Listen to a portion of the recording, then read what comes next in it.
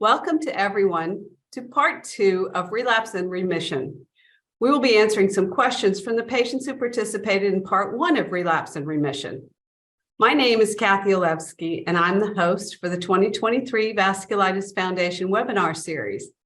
And I'm a patient living with MPA vasculitis. In today's webinar, we were looking for a patient perspective in addition to our 2 guest speakers, so I'll be doing double duty as your host and as the patient. We are so honored to have 2 highly regarded doctors with us to answer our questions. So let me introduce Dr. Andrea Hinojosa Azola. Dr. Hinojosa earned her medical degree from Universidad La Salle in Mexico City. She completed an internal medicine program at the Spanish Hospital in Mexico City and the rheumatology program at the National Institute of Medical Sciences and Nutrition Salvador Subirán. She obtained a master's degree in medical sciences from the National Autonomous University of Mexico. She is currently a staff rheumatologist at the Department of Immunology and Rheumatology at the National Institute of Medical Sciences and Nutrition Salvador Subirán, and a member of the National Researchers Team. So welcome, Dr. Hinojosa. And we also wanted to say welcome to Dr. Eduardo Martin Narez. Dr. Martin graduated from the Faculty of Medicine at the University of Guadalajara. He completed the internal medicine program at the Civil Hospital of Guadalajara, Fray Antonio Alcalde, and the rheumatology program at the National Institute of Medical Sciences and Nutrition Salvador Subirán. Later, he obtained a master's degree in medical sciences from the National Autonomous University of Mexico. He's currently a staff rheumatologist at the Department of Immunology and Rheumatology at the National Institute of Medical Sciences and Nutrition Salvador Subirán, and a member of the National Researchers Team. So welcome to you both after all of that introduction. Thank you. Thank you, Kathy. We're so happy to have you here today. And the best thing about having you here today is that there were so many questions when we previously discussed remission and relapse, and we're so grateful to you to be able to answer some of these questions. So if it's okay, I'm going to start with Dr. Hinojosa and just go through a couple of questions, if you wouldn't mind answering a few for us. Of course. Okay, the first one that came from a patient is Rituximab still considered a top drug for GPA?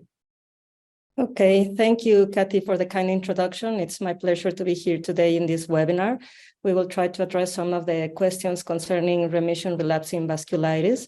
And regarding the first question, yes, Rituximab is actually still considered one of the best treatments for ANCA-associated vasculitis, specifically for granulomatosis with polyangiitis and microscopic polyangiitis. It can be used in several scenarios, mainly as an induction to remission therapy, which is the first therapy we give to the patients once the diagnosis of the disease was made.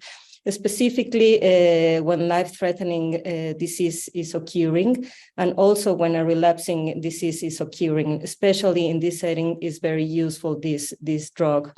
It can also be used as a maintenance therapy once the remission has been achieved, to maintain the remission for longer periods of time. We will talk later maybe for how long, but yes, indeed, nowadays, this therapy is endorsed by the major organisms, both European and American, in the recent guidelines. So we will definitely say that, yes, this is a very good therapy currently.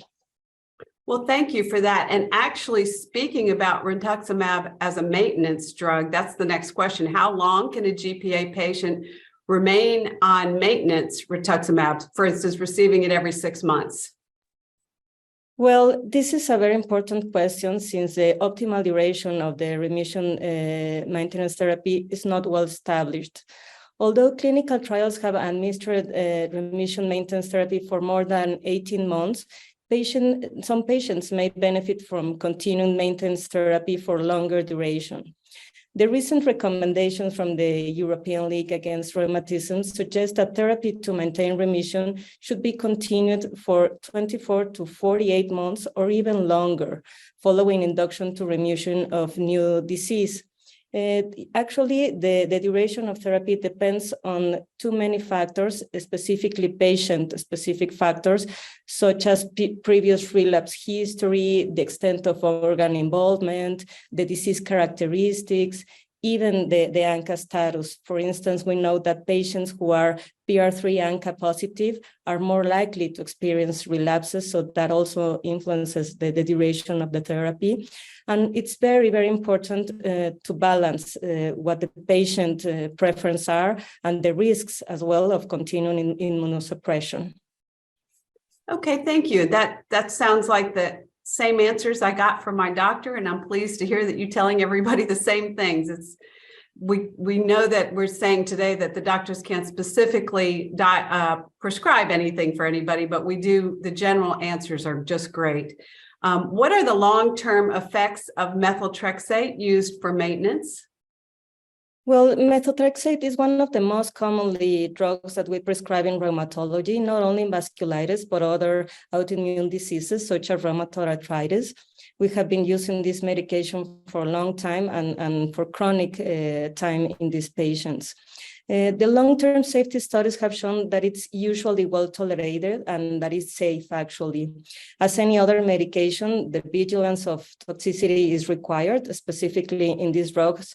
The liver function test, the blood cell counts abnormalities should be monitored closely. And furthermore, some precautions should be taken when prescribing methotrexate. We have to ensure folic acid supplementation during treatment. We have to ensure an optimal birth control method for women in infertility ages. And we also have to be cautious in some patients who are elderly or who have impaired renal function. So we will be very, very cautious in this setting. But usually methotrexate long-term therapy, we would say that it's rather safe. Well, that's great to hear. And the next question is, are ANCA fluctuations a sign of relapse? I presume they mean the labs that they're getting when they're studying their labs. Yeah, this is a very, very interesting question, and this has been a reason for debate over the last years, actually. We know that in ANCA-associated vasculitis, the relapse may occur in 14 to 44% of the patients, specifically with granulomatosis with polyangiitis or microscopic polyangiitis at 18 to 36 months, to say. This depends on different factors, as we already mentioned. Although the ANCA status is associated with relapse, as we said, the patients with PR3 ANCA positivity are more likely to experience a relapse. This information is not deemed sufficient to guide treatment decisions for individual patients. Besides, the risk of relapse in ANCA-associated vasculitis depends not only on the ANCA positivity, but also on other factors, such as the age, the renal function, the history of previous relapses, and even the presence of infections. We have also to consider that ANCA titers may fluctuate over the time. They may vary from one patient to another. There are some patients who experience a positive conversion, or there are some patients who have persistent positivity. We have to consider that these antibodies can also be present in other settings, such as infections, malignancy, drugs. So these are very valuable laboratory markers when we're trying to make a diagnosis, specifically for GPA or MPA, but we have to be cautious to consider them as a single marker to predict relapse. I love that answer. It's exactly what I wanted to hear. Is remission possible after being symptomatic for 20 plus years? Well, we have to consider that vasculitis are considered chronic diseases. These diseases present with periods of remission that can be variable in duration, and it's important to make the distinction between, for instance, active disease, which is a new, persistent, or worsening clinical signs or symptoms attributed to vasculitis. We have to distinguish between grumbling, low-grade persistent disease, which can be manifestations that may continue in patients who are otherwise considered to be in remission, and consider the definition of remission for the physician, which is the absence of clinical signs or symptoms attributed to vasculitis independently of the immunosuppressive therapy or the steroid doses. And finally, we have to consider damage, which is irreversible and the result of previous active vasculitis. So yes, you can achieve remission after being symptomatic for 20 plus years, but you have to consider these different settings that distinguish the status of the disease, you know? Yes, and speaking of that whole discussion about what is remission, what isn't remission, this came up in some social media groups as well as it was a question from the part one of our series, but could we start to use a new term for remission? It's so confusing to people who do not understand vasculitis and think we are cured, like a person in cancer who has remission. The term creates an uphill battle for us. Yes, this is a very important question. The term remission in vasculitis has a different meaning for the patient and for the physician. That's why the perspective of the patients are extremely important. Remission, as we said before, is defined as the absence of clinical signs or symptoms attributed to vasculitis independently of the immunosuppressive therapy. But this implies that the disease, as we said before, is chronic, that relapses may occur, and that it may be temporary or permanent. Remission also represents the main outcome of the clinical trials that address the induction treatment, and it is important to make the distinction. I mean, sometimes the terms may be confusing, but we have to distinguish between remission, which we already explained, and response. Response means a term that refers to the improvement of the disease activity with regard to the basal conditions. So although remission may occur during long periods of time, it's not possible at these days, today, to consider that the disease, specifically vasculitis, is cured. You know, that is a great explanation. I've never actually heard anybody talk about the difference between response and remission and how important it is in clinical trials.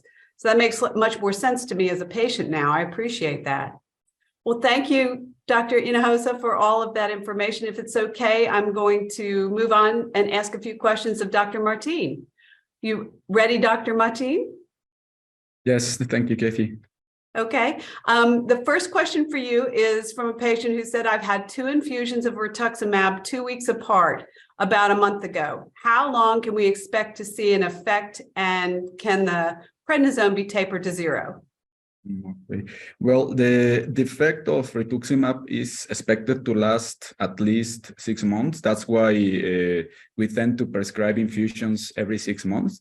And regarding the second doubt, tapering prednisone to 0, the current recommendation is to continue using prednisone at least 1 year after the initiation of induction therapy.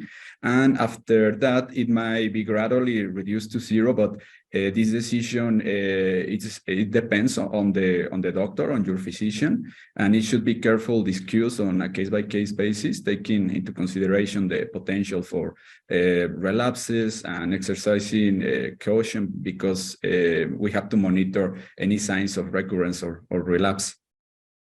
Okay, thank you. And the next one is, I'm having trouble distinguishing between a flare-up of my daughter's ulcerative colitis and microscopic polyangiitis. It appears that she is disregarding her MPA systems and seeking help solely for her UC, which concerns me that her MPA might be active and causing organ damage. Can blood markers for MPA fail to indicate if it's no longer in remission? Okay.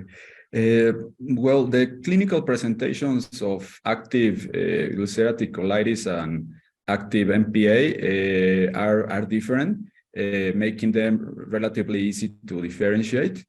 For example, in the case of ulcerative colitis, it affects primarily the gastrointestinal tract. So we would have to focus on identifying signs of gut inflammation, such as diarrhea, bloody diarrhea, abdominal pain. And on the other hand, when considering active MPA, our attention would primarily be directed towards manifestations like lungs, kidneys, skin, and nerves. And among these, only kidney involvement can be assessed using blood and urine test, making it relatively straightforward to determine if the kidney is in remission. However, in the other organs, we don't have a blood or urine test to monitor the disease, so a combination of physical examination and imaging would be necessary for monitoring and assessment. I appreciate the answer. As a mom, I appreciate the concern that the mother is having for her child, but I think the doctors probably are doing a great job of watching both her UC and her MPA, as you said, because they have different symptoms. So the next question is, after 13 years, I'm finally completely off meds. How often should I see my rheumatologist? Well, the recommended frequency of follow-up depends on the specific type of vasculitis and on the organs that were affected, as well as the type and extent of the involvement, of the previous involvement. But if you have recently discontinued treatment, we would advise close monitoring every 1, 2, 3 months. And as time progresses, the follow-up may be longer. They may be extended to 4, 6 months. Yes, thank you.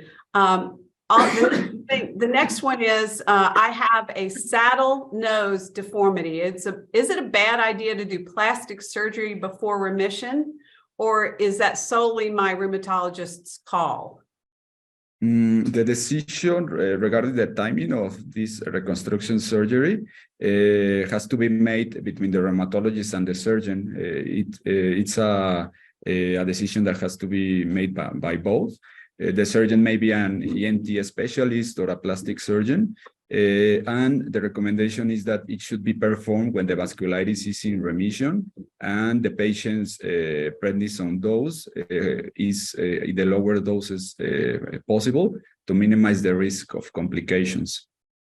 An interesting question, though. The next one is, what is drug-induced vasculitis? Okay. Drug-induced vasculitis is a type of vasculitis that occurs as a result of taking certain medications or drugs. The most commonly implicated medications are antibiotics and NSAIDs, non-steroidal anti-inflammatory drugs. This type of vasculitis typically affects only the skin. I mean, it's a skin-limited or cutaneous-limited vasculitis. And it is known as leukocytoclastic vasculitis because that's what we see, or the pathologists see in the biopsies. Treatment usually involves a short course of prednisone and the discontinuation of the offending medication, and relapses are not common in this kind of skin-limited vasculitis that are induced by drugs. There are other examples of drug-induced vasculitis, such as hydralazine, which is a medication used in certain settings to lower blood pressure, and propionate, which is a medication used to treat hyperthyroidism. These two medications can induce a type of vasculitis that resembles ANCA-associated vasculitis. There's other examples of drug-induced vasculitis, like vasculitis induced by illegal drugs like cocaine. Cocaine may induce a vasculitis that resembles polyarteritis nodosa, which is a rare form of medium-sized vessel vasculitis. Oh, interesting. And then the last question that we have for you is, what is Behçet's considered? Is it a large vessel vasculitis?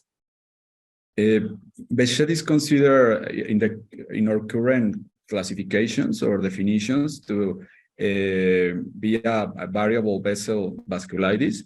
This means that it can affect any size of the vessels. It can affect large vessels, medium vessels, and small vessels. So that's why we call it a variable vessel vasculitis. A difference compared to the other vasculitis is that it often affects more the veins than the arteries. Okay, I didn't know that about Behçet's. Well, thank you, Dr. Martin. That was those were the questions that we had for the two of you. And there are 3 questions that were submitted that are actually for a patient. And they were submitted for me. So I'm going to answer those questions at this time. The first one was, Kathy, which labs were changing? What should we look out for?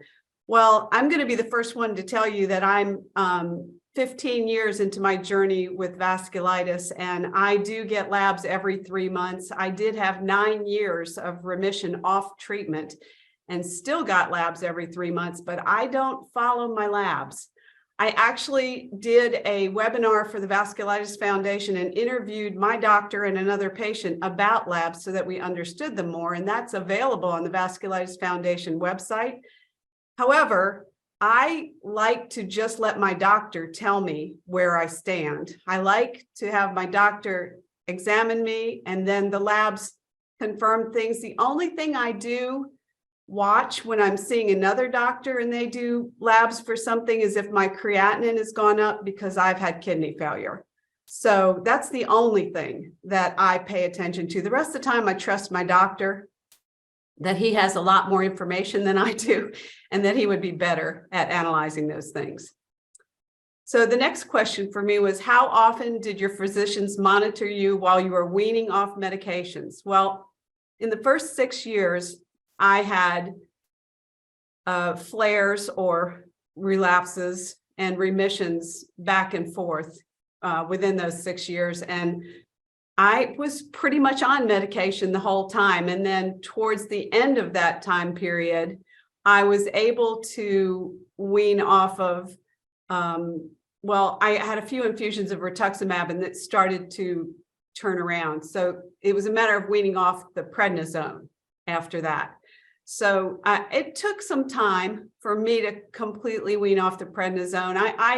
I got down to where we thought I was off of it, and I still had to rotate a small dose every other day for a month to just completely get off. So it does take some time. And I also had a little bit of struggle. I was taking some, in this last relapse, I was taking some, in addition to Cellcept, I was taking some gabapentin to help me with pain.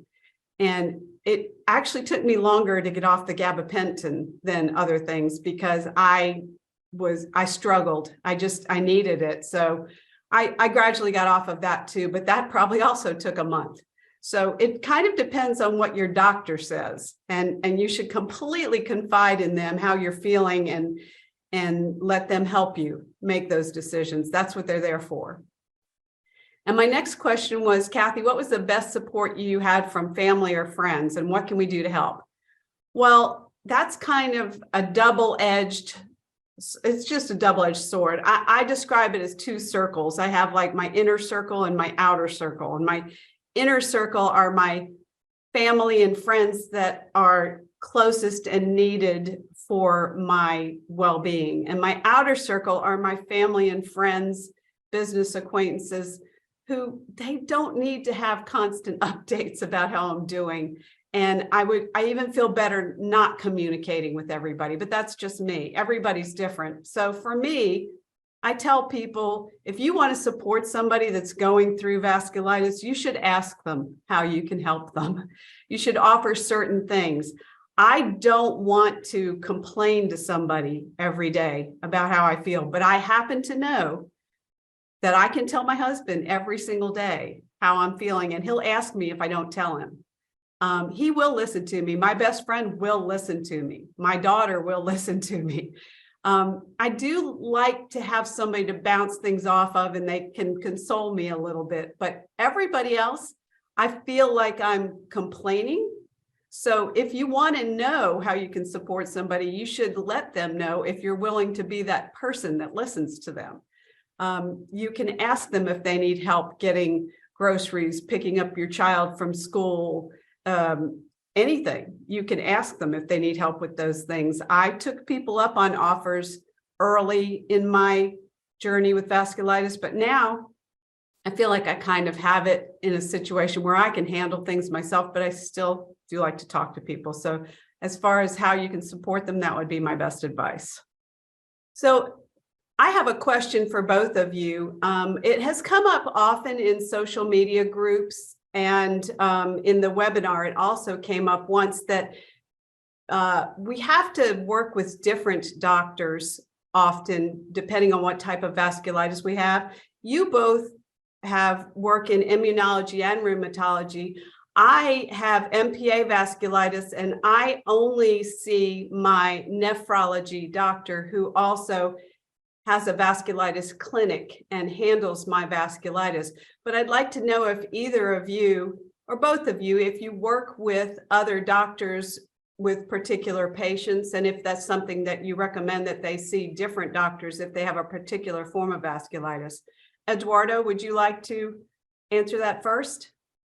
Okay, I think every kind of vasculitis needs, because they are systemic diseases, they need to have a collaborative group for the treatment.